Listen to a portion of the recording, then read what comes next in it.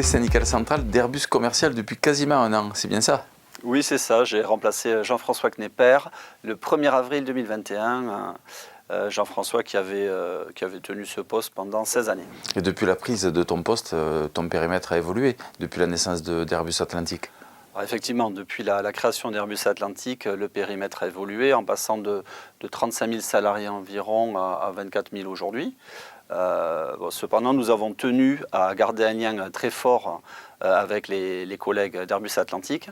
Et donc, Dany Devaux, qui est le délégué syndical central d'Airbus Atlantique, participe à toutes nos réunions de coordination pour travailler sur les différents sujets qui vont amener à des négociations et donc avoir une ligne commune sur des sujets qui sont forcément communs. Oui, on a vu ce lien très fort entre vous, notamment récemment, sur la question des salaires.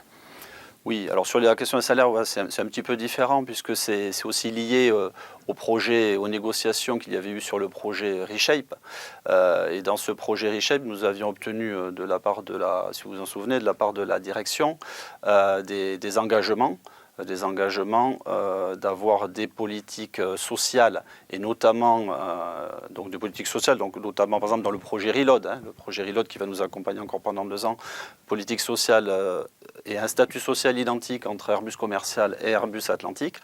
Et sur le sujet plus spécifique de la politique salariale, d'avoir des politiques salariales identiques entre ces deux divisions, et c'est ce qui s'est concrétisé ces jours-ci. On a bien compris que c'était identique, mais pour le coup, c'est un peu atypique cette année. Ah oui, alors effectivement, c'est un accord atypique. Alors atypique pour plusieurs raisons. Atypique puisque cet accord fait suite à 2 années de crise sanitaire.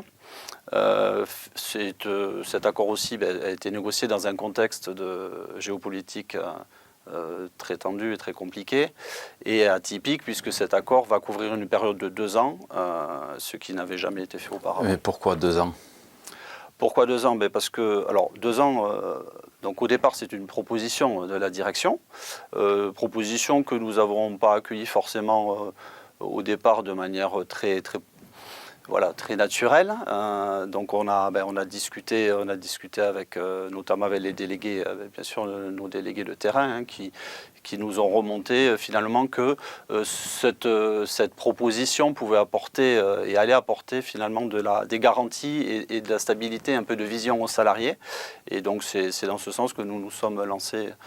Nous sommes lancés dans cet accord atypique de 2 ans. Ouais, je comprends mieux l'idée des 2 ans, ça stabilise un peu et ça sécurise. Oui, c'est ça. Je comprends. Et pour la partie budget, qu'est-ce que tu peux nous dire? Alors pour la partie budget, ça nécessite, je pense aussi de se remettre dans le contexte et de revenir un petit peu en arrière. Donc 2020, c'est la crise sanitaire, c'est toute la flotte aéronautique mondiale qui est clouée au sol, avec les impacts pour Airbus et puis pour toute la filière.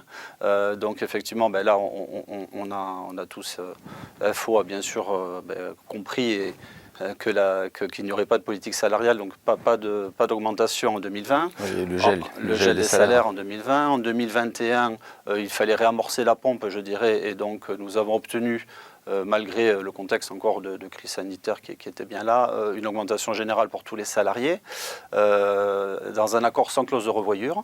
Et puis voilà, et ça nous a mené donc à ces négociations avec un constat, c'est d'une inflation sur 2021, une inflation à fin 2021 de 2,8%. Et donc le début des négociations est parti avec ce constat, et la direction était plus alignée sur ce qui se faisait auparavant, c'est-à-dire de regarder l'inflation prévisionnelle pour 2022. Et là, pour FO, il était hors de question de s'asseoir, je dirais, sur l'inflation constatée de 2,8% de 2021.